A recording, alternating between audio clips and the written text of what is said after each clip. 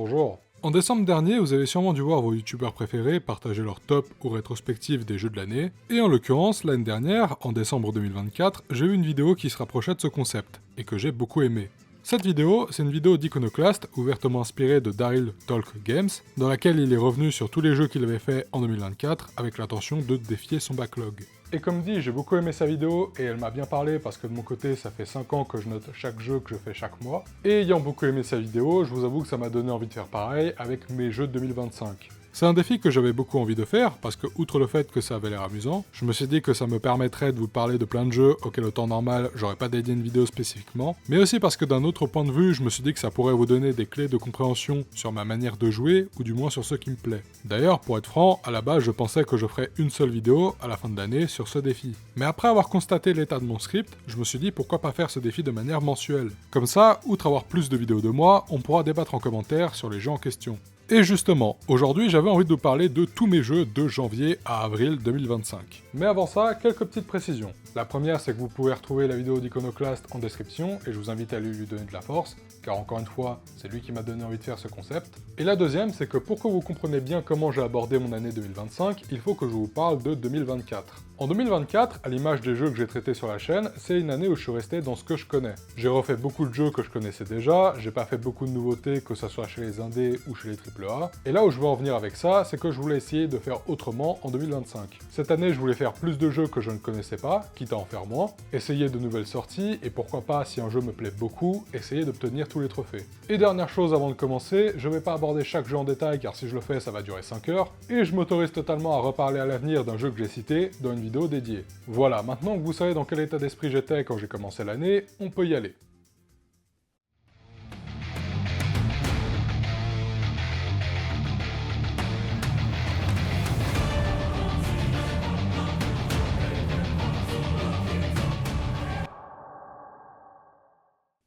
Bon, déjà, janvier c'était un mois un peu spécial, car c'est pas vraiment là qu'a commencé mon défi, et il y a une raison à ça. En fait, pendant la première partie du mois, je fais que travailler sur les vidéos sur Demon's Souls et Sifu, et du coup ça fait que j'ai commencé qu'à jouer qu'à la moitié, et en l'occurrence, j'ai joué à 3 jeux, mais que je connaissais déjà.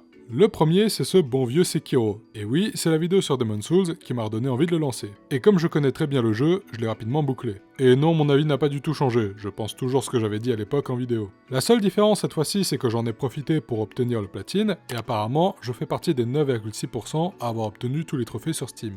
Les deux autres jeux, c'est les portages PC de Spider-Man 2 et FF7 Rebirth. Là encore des jeux que j'avais fait au moment de leur sortie respective. D'ailleurs, j'avais platiné Spider-Man 2 à sa sortie, et c'est deux jeux que j'ai appréciés malgré leurs défauts. Dans le cas de Spider-Man 2, j'ai globalement bien aimé l'histoire, même si je trouve qu'elle traîne un peu trop dans sa première partie. Le gameplay est toujours aussi efficace que dans le premier jeu, et j'ai beaucoup aimé l'ajout des pouvoirs liés au symbiote, ainsi qu'à la wingsuit. En revanche, j'ai pas aimé les quêtes secondaires que j'ai trouvées assez chiantes, et les boss sont des sacs à PV. Néanmoins, ça reste une bonne suite, et je vous le conseille si vous aimez Spider-Man ou les jeux de super-héros. Pour FF7 Rebirth, alors même s'il a plein d'aspects qui je trouve laissent à désirer, ou que j'ai pas aimé comme les quêtes secondaires et la plupart des activités des zones qui sont ultra répétitives, j'ai en revanche beaucoup aimé le reste. À commencer par la direction artistique, qui selon moi a réussi à moderniser celle du jeu d'origine tout en gardant ce qui faisait son charme, et en continuant à faire plein d'ajouts. L'histoire était très intéressante à suivre, et émotionnellement forte. J'ai aussi beaucoup aimé la plupart des mini-jeux, et en particulier le Queen's Blood, qui mériterait carrément d'être un jeu à part entière. Je sais pas si je vous le recommande malgré tout, parce que même si j'ai adoré, ça reste un jeu très imparfait.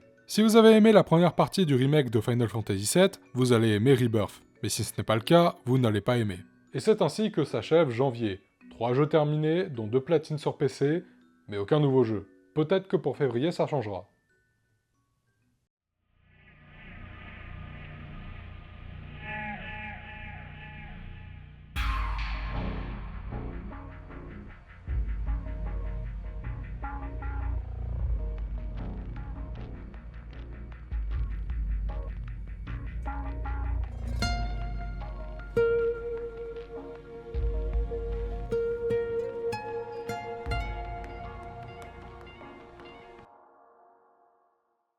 Bon, autant vous le dire tout de suite, février ne s'est absolument pas déroulé comme je l'avais prévu. À la base, je voulais juste découvrir des jeux, mais par un concours de circonstances et d'impulsion de ma part, j'ai fait tout l'inverse. Néanmoins, j'ai quand même commencé ce mois avec une découverte, et comme j'avais fait une mini-overdose des jeux récents, j'ai décidé de me tourner vers du vieux. Et ça tombe bien puisque peu de temps avant, la plateforme GOG avait sorti une version restaurée d'un jeu que j'avais envie de découvrir depuis très longtemps, et ce jeu, c'est Dino Crisis. Sorti en 1999 et développé par Capcom, dans Dino Crisis, on suit Regina, une agente spéciale qui a été envoyée avec plusieurs autres agents dans un complexe scientifique/militaire récupérer le Dr Kirk. Une fois sur place, nos personnages découvrent que la plupart des scientifiques se sont fait massacrer, non pas par des humains, mais par des putains de dinosaures recréés génétiquement. Et comme vous pouvez vous en douter, la mission d'extraction se transforme très vite en mission de survie. Et c'était sympa votre Resident Evil avec des dinos. Plus sérieusement, je le dis sur le ton de la blague, mais Dino Crisis, c'est littéralement le descendant direct du premier Resident Evil. Il m'a pas fallu longtemps pour m'en rendre compte. Déjà, factuellement, le jeu est réalisé par Shinji Mikami, aka le père de Resident Evil 1 et 4, et Dino Crisis est le jeu qu'il a fait directement après le premier RE. Niveau gameplay, Dino Crisis, c'est vraiment un survival horror à l'ancienne. On incarne un personnage qui se manie comme un tank, l'inventaire est limité, on alterne entre des énigmes à résoudre pour progresser et des phases de survie contre des ennemis. La grosse particularité ici est qu'on ne se bat pas contre des monstres mais des dinosaures, le tout dans un scénario de série B qui n'aurait pas dépareillé chez Roger Corman. Après, ceci dit, même si le scénario est un peu con, je trouve que ça fait partie de son charme. Et alors, même si j'ai globalement passé un bon moment, par moment, c'était peut-être un peu trop vieux pour moi, et peut-être aussi un peu dispensable.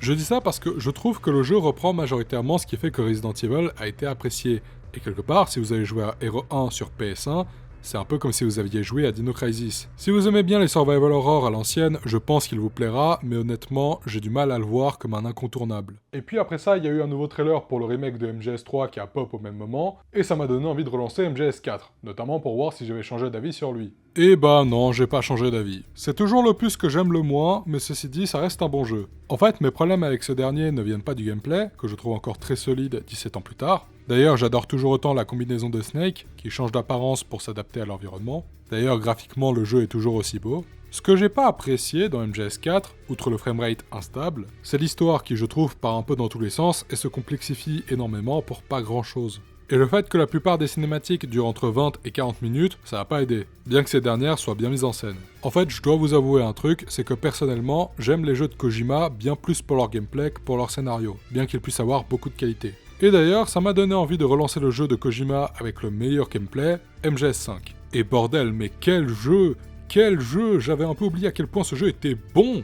Là encore, j'ai pas plus que ça accroché à l'histoire, mais contrairement à MGS4, elle nous est pas imposée dans la gueule. Mais à part ça, le gameplay de MGS5 est ultra complet. Les possibilités d'approche aussi, l'équipement est varié, et qu'est-ce que c'est agréable à prendre en main. D'ailleurs, la carte aussi est vraiment bonne, et je trouve que c'était une bonne idée d'avoir placé l'action du jeu en Afghanistan, car c'est une bonne excuse pour donner beaucoup de relief à l'environnement, et ça nous pousse à alterner entre être debout, accroupi et ramper. Bref, MGS5 c'est vraiment un très bon jeu, et c'est fou de se dire que ce jeu a presque 10 ans alors que ça a pas vieilli. Et peut-être qu'on en reparlera un jour, mais en attendant, jouez-y. Et puis après ça, j'ai eu un besoin de difficulté qui est soudainement réapparu, et je me suis dit pourquoi pas relancer Bloodborne. Et qu'en plus, j'essayais de prendre les derniers trophées qui me manquaient, histoire d'avoir le platine. Et c'est ce que j'ai fait, et oui, j'ai obtenu le platine de Bloodborne. Bon, pour ce qui est du jeu en lui-même, là non plus mon avis n'a pas changé. C'est toujours un très bon jeu, et si vous voulez un avis plus détaillé, je vous renvoie vers ma vidéo dédiée. Mais pour ce qui est du platine, waouh, ce que c'était hard! En fait, le platine n'est pas relativement dur si tu connais bien le jeu et les boss en tant que tels. Il y a bien des armes spécifiques à récupérer, mais en vrai, il suffit de suivre un guide et c'est plié. Non, en vrai, le truc qui m'a vraiment pété les couilles, c'était les donjons calices. En fait, parmi les trophées, il y en a un qui te demande de tuer un certain boss qu'on ne peut affronter qu'en réussissant une suite précise de donjons calices.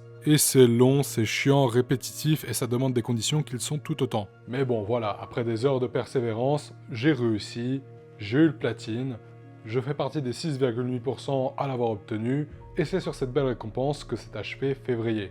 Et le bilan est mitigé, car même si j'ai joué à des bons, voire très bons jeux, je suis resté dans ce que je connaissais, et pour mars, il fallait que je fasse autrement.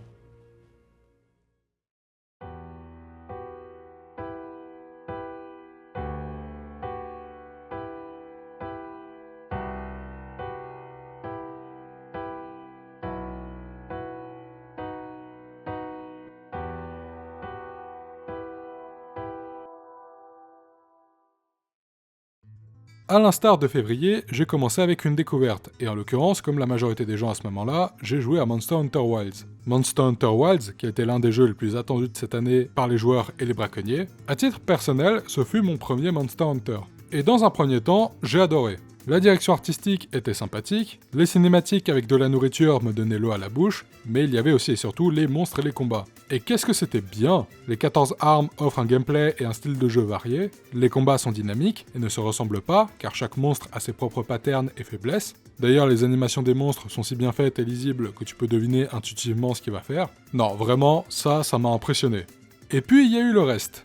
Et j'ai très vite déchanté. Déjà, il y a eu l'histoire que j'ai trouvée particulièrement chiante et insipide, mais bon, étant donné que j'étais pas là pour ça, ça va, j'ai passé outre. Par contre, les moments visite guidée automatique, comme si on était à Disneyland, ça c'est non. J'ai juste eu l'impression que le jeu ne me faisait pas confiance pour m'intéresser à lui et à son monde. Et à l'inverse, je me suis senti totalement perdu face à l'inventaire et la plupart des objets qui s'y trouvaient, ne comprenant que difficilement leur utilité. Mais bon, ça encore, ça va, j'aurais pu passer outre. Mais il y a deux choses qui m'ont fait décrocher, et c'est deux choses qui font partie de l'ADN de Monster Hunter. La première chose qui peut paraître un peu con, mais qui joue grandement dans l'expérience, c'est que c'est quand même vachement mieux à plusieurs. En fait, pour tout vous dire, à la base j'aurais dû jouer avec une certaine personne, mais ça s'est pas fait, et du coup j'ai joué quasiment qu'en solo. Et bah il y a plusieurs moments où tu sens que le monstre ou l'environnement, ils ont été faits pour du multi, et en solo, il y a des fois où c'était assez dur et fatigant pour pas grand chose. Alors oui, je vous vois venir, j'aurais pu jouer avec des inconnus en ligne, mais n'étant pas un animal très sociable, l'idée ne m'a jamais traversé l'esprit. Et la dernière chose qui m'a fait lâcher, c'est la boucle de gameplay.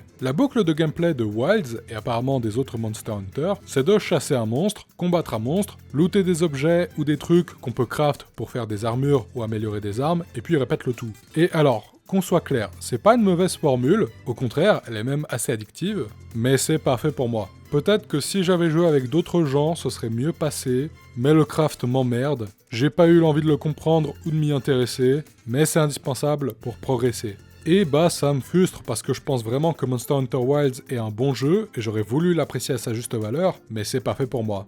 Au moins j'aurais essayé, et dommage Monster Hunter, ce sera peut-être une prochaine fois. Après ça, je voulais rattraper des jeux que j'avais loupés ces 2 dernières années, alors j'ai regardé dans mon backlog et j'ai décidé de commencer par Lies of P. Sorti en septembre 2023 et développé par les Coréens de Rune 8 Studio, Lies of P c'est un Souls-like qui visuellement et narrativement est inspiré du conte de Pinocchio et qui, au niveau du gameplay, reprend des mécaniques de Bloodborne et Sekiro. En l'occurrence, comme dans Sekiro, la parade est une mécanique centrale, on a des prothèses avec des capacités, et comme dans Bloodborne, on peut récupérer de la vie après avoir subi des dégâts. À la différence qu'ici, il faut avoir gardé avant. Et bah j'ai bien aimé. Certes, ça révolutionne rien, mais c'est un Souls-like très bien, et qui se démarque de par sa direction artistique et ses boss marionnettes. Ceci dit, j'ai tout de même un reproche à faire. J'ai trouvé que les parties et les boss du jeu en dehors de la ville de Krat étaient beaucoup moins bons. Autant j'ai trouvé la ville et les boss marionnettes originaux, autant j'ai trouvé que les autres zones du jeu étaient un peu clichés et bien revues dans les Souls-like, de même pour les boss.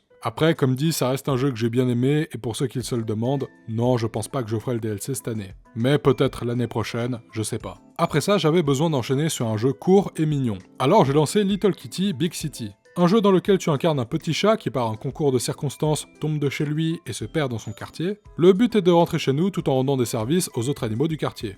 Et c'était très sympa, très mignon, et faire des trucs de chat, c'est vraiment très amusant. Certes, c'était très court, mais c'était ce dont j'avais besoin sur le moment. Toujours dans les expériences courtes, j'ai découvert Gorogoa, un puzzle game dans lequel on suit un garçon dans une sorte de conte qui se joue à la souris sur un écran divisé en 4 tableaux.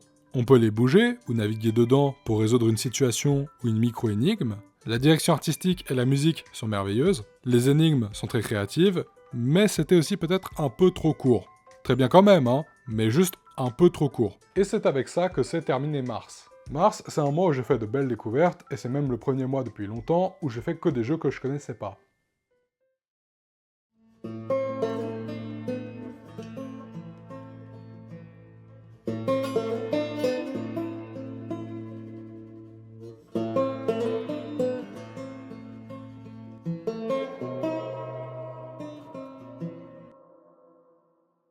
J'ai commencé ce mois d'avril avec le portage PC de The Last of Us Partie 2, que j'avais déjà fait 2 fois, mais que je n'ai pas retouché depuis ma vidéo que j'avais faite à l'époque. Vidéo que je ne vous recommande pas pour le coup, car je ne l'aime plus trop, et même si je l'assume, ce n'est plus du tout représentatif de ce que je fais maintenant. Donc j'ai profité de sa ressortie sur PC pour voir si mon avis avait évolué, et tant qu'à faire, je l'ai aussi platiné. Enfin, pour être plus précis, j'ai obtenu tous les trophées du jeu de base. Mais j'ai pas fait les trophées du mode sans retour, ni ceux du mode réaliste. Et comme on pouvait relier son compte PSN au PC, c'est comme ça que j'ai débloqué le platine. D'ailleurs, c'est aussi comme ça que j'ai obtenu le platine de Ghost of Tsushima l'année dernière. Mais pour revenir à The Last of Us 2, oui, il y a quelques trucs qui ont évolué. Bon, déjà, je vais rapidement passer sur le platine car il n'y a rien de spécial. C'est juste des trophées qui consistent à récupérer toutes les notes, les babioles, améliorer les armes et les persos au max, etc., etc. Bref, rien de dur, mais rien de palpitant non plus. Après, pour ce qui est du jeu en lui-même, j'ai un avis assez similaire qu'à l'époque. Déjà, graphiquement et en termes de technique, c'est toujours aussi incroyable. La direction artistique et les musiques sont magnifiques. Les performances des acteurs sont stratosphériques et je préfère toujours le gameplay de ce deuxième opus. Certes, c'est dans la continuité directe du premier opus, mais à la différence qu'on peut ramper, et par conséquent, le level design est beaucoup plus vertical. Et en vrai, déjà rien que ça, je trouve que ça change radicalement le ressenti en jeu, et c'est une approche que j'aime bien. Mais pour ce qui est de l'histoire, je crois que c'est là où mon avis a le plus changé. Et pour bien vous expliquer, je vais devoir spoiler, donc si vous voulez pas vous faire spoil, allez au timecode qui s'affiche à l'écran, comme ça vous aurez mon avis sans spoil. En fait, malgré quelques problèmes de rythme, j'ai beaucoup aimé la première partie du jeu avec Ellie. On s'enfonce dans la vengeance et la violence, et plus on avance, plus elle prend des choix de plus en plus discutables, et j'ai beaucoup aimé l'ambiguïté morale des actions qu'on effectue, car ça joue constamment sur la corde entre ce que le personnage fait et ce que nous sommes prêts à faire. Et même si à titre personnel j'ai réprouvé beaucoup des choix de Ellie, j'ai trouvé très intéressant la manière dont le jeu nous force à aller plus loin. Mais à l'inverse, j'ai pas trop accroché à la deuxième partie du jeu, et non je désamorce direct, c'est pas à cause de Abby. À titre personnel, j'ai toujours bien aimé le personnage de Abby, mais justement, j'aime pas trop ce qui est raconté avec elle. En fait, concrètement, la deuxième partie du jeu, elle sert à réhabiliter le personnage de Abby, en nous montrant que ce n'est pas un monstre, mais bel et bien une humaine, capable de faire de bonnes comme de mauvaises choses,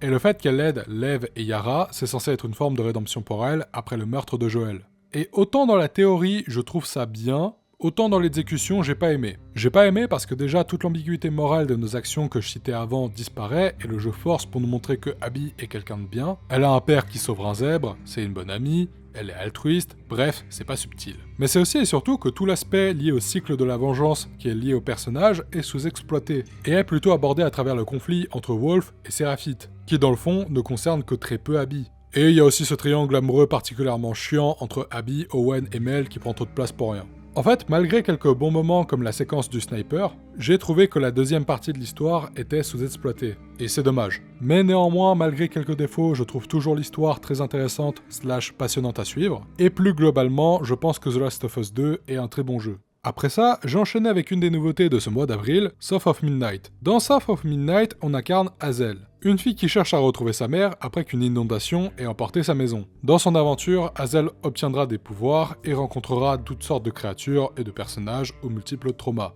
Et c'était sympa sans plus. Mais je m'attendais à vraiment mieux. En fait, autant le dire tout de suite, selon moi, les deux gros défauts du jeu, c'est les combats et la répétitivité. Les combats sont brouillons, le lock empêche de bien anticiper les attaques des ennemis, et on peut se soigner qu'une fois par combat via une sorte de boule verte dans l'arène. Et pour ce qui est de la répétitivité, en fait, quand on commence un chapitre, on avance, on rencontre quelqu'un qui a des traumas qu'on ne connaît pas, on va récupérer des fragments de ses souvenirs pour connaître les 10 traumas, et on affronte un boss et on refait encore et encore la même chose dans les chapitres suivants.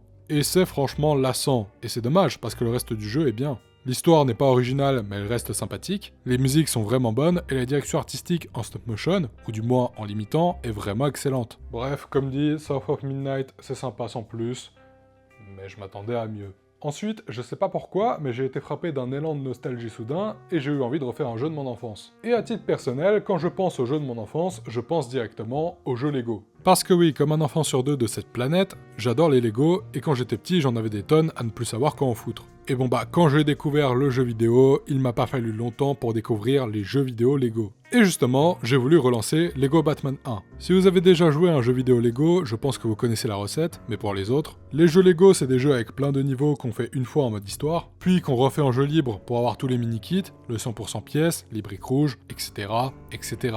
Et j'aime toujours Lego Batman 1, et je sais pas pourquoi cette recette marche toujours autant sur moi, alors que je la connais par cœur. Mais j'ai carrément refait le jeu à 100%. Le jeu ne contient pas de trophées, étant donné qu'il était sorti avant l'arrivée de ce système, mais si ça avait été le cas, alors j'aurais eu l'équivalent du platine. Oui, j'ai peut-être passé plus de temps que nécessaire dessus, mais j'ai passé un bon moment. Et pour finir ce mois d'avril, j'ai voulu profiter de la ressortie d'un jeu que j'avais loupé l'année dernière, que je voulais beaucoup faire, Indiana Jones et le Cercle Ancien. Bon, pas besoin de vous présenter Indiana Jones, je pense que vous savez tout ce qui c'est. Et justement, cette fois-ci, l'aventure de ce bon vieux Jones se passe en 1937. Et suite à un événement au début du jeu, ce dernier partira à la recherche d'un artefact qu'on lui a volé. Plus tard, il se rendra compte que ce dernier renferme un sombre pouvoir, et qu'il est lié à plusieurs monuments archéologiques et qui, de par leur emplacement, forment un cercle parfaitement aligné autour de la Terre. Dans son aventure, Indiana Jones fera aussi équipe avec Gina Lombardi, une journaliste à la recherche de sa sœur ayant été kidnappée par les nazis, et justement, ils devront faire face à Emmerich Voss, un archéologue allemand qui convoite les pouvoirs de l'artefact. Et j'ai adoré le jeu, et je l'ai même tellement aimé que pour lui aussi j'ai obtenu le platine. Déjà, première chose qui fait que j'ai eu de l'affect pour lui, c'est tout simplement parce que j'adore Indiana Jones. Ou du moins, j'adore les 3 premiers films. D'ailleurs, j'ai justement beaucoup aimé l'histoire du jeu, que j'ai trouvé même meilleure que celle des 2 derniers films. Que ça soit pour son MacGuffin intriguant, ses personnages attachants, ou encore pour son antagoniste qui est juste parfait et qui selon moi fait partie des meilleurs de la licence. D'ailleurs, à ce propos, même si ça fait bizarre de voir Troy Baker incarner Indiana Jones avec la représentation d'Harrison Ford, ce dernier s'en sort plutôt bien et l'écriture l'aide beaucoup. Néanmoins, j'avoue avoir un petit faible pour la VF, car là Indiana Jones est doublé par Richard Darbois, comme dans les films. Niveau gameplay, on incarne Indiana Jones à la première personne et le jeu est découpé en 3 parties. La première se passe au Vatican, en Italie, la seconde à Gizeh, en Égypte, et la troisième à Sukhothai, en Thaïlande, qui d'ailleurs s'appelait le royaume de Siam à l'époque où se déroule le jeu. Dans ces 3 parties, on est lâché dans de grandes zones avec des objectifs principaux et secondaires. Et contrairement à ce qu'on aurait pu s'attendre de la part des développeurs de Wolfenstein, le cœur du jeu n'est pas focalisé sur l'action. Non pas qu'on ne puisse pas tabasser des fascistes de merde, au contraire, j'ai même pris mon pied à le faire, mais on va pas se mentir, les combats au corps à corps sont assez brouillons, et ceux avec des armes à feu sont si peu plaisants à prendre en main que je les ai évités au maximum. D'ailleurs, l'intelligence artificielle des ennemis est complètement aux fraises, au point où ça devient comique. Après, d'un autre point de vue, étant donné que les nazis et les personnes ayant des idées similaires sont les personnes les plus abruties de l'histoire, c'est réaliste, mais comme dit plus tôt, ce n'est pas le cœur du jeu. En fait, Indiana Jones et le Cercle Ancien, c'est avant tout un mix entre exploration et énigme, le tout saupoudré d'archéologie. D'ailleurs, ça m'a beaucoup rappelé les premiers Tomb Raider dans l'esprit. On est là, on visite, on ramasse des trucs, on prend des photos, on résout des énigmes entre 2 blagues cyniques de Indy. Bref, c'est ça Indiana Jones et le Cercle Ancien, et j'ai adoré la manière dont le jeu le met en scène. Le seul gros reproche que j'aurais à lui faire en dehors des combats et de l'IA, ce serait l'overdose de collectibles à ramasser, et je pèse mes mots, car quand je dis overdose, je veux dire 510, putain. D'ailleurs, à part les collectibles à outrance, le platine était très sympa à obtenir. Comme dit, j'ai adoré et j'espère qu'un jour il y aura une suite. Avril se termine et même si à la base je pensais terminer avec Clair Obscur Expédition 33, je me suis dit que je le ferais plutôt en mai. Pour l'heure, en avril, j'ai joué à 4 jeux, dont 2 refaits et 3 platinés, et ça fait plaisir. Et voilà, pour l'instant, c'est tout ce à quoi j'ai joué cette année. Pour ce qui est de l'avenir, il y a bien Clair Obscur Expédition 33 et surtout Doom the Dark Age que je ferai pour sûr en mai, mais le reste, on verra bien. L'année et ce défi ayant commencé il n'y a pas très longtemps, je ne peux évidemment pas vous donner une réelle conclusion, mais pour l'instant, ce que je retiens de ces 4 premiers mois, c'est que je m'en sors relativement bien vis-à-vis des objectifs que je m'étais fixés. Certes, sur les 15 jeux dont j'ai parlé, il y en a 8 que je connaissais déjà, mais le ratio est presque égalitaire. Mais aussi et surtout, j'ai passé plus de temps dessus et j'ai pris du plaisir sur la majorité d'entre eux. J'ai aussi vu que je prenais plus de plaisir à platiner mes jeux et je pense continuer dans cette optique à l'avenir. Si vous aussi vous voulez partager les jeux que vous faites en ce moment, dites-le en commentaire, et d'ailleurs, j'aimerais beaucoup avoir votre avis sur ce format. Je sais que c'est très différent de ce que je fais d'habitude, mais c'est un format que j'ai beaucoup aimé faire, et j'aimerais beaucoup le continuer à un rythme mensuel cette année. Je vous rassure, il y aura toujours des vidéos dédiées sur un sujet spécifique, mais j'avais envie de tenter ce défi. Si cette vidéo vous a plu, vous savez quoi faire, et sur ce, prenez soin de vous.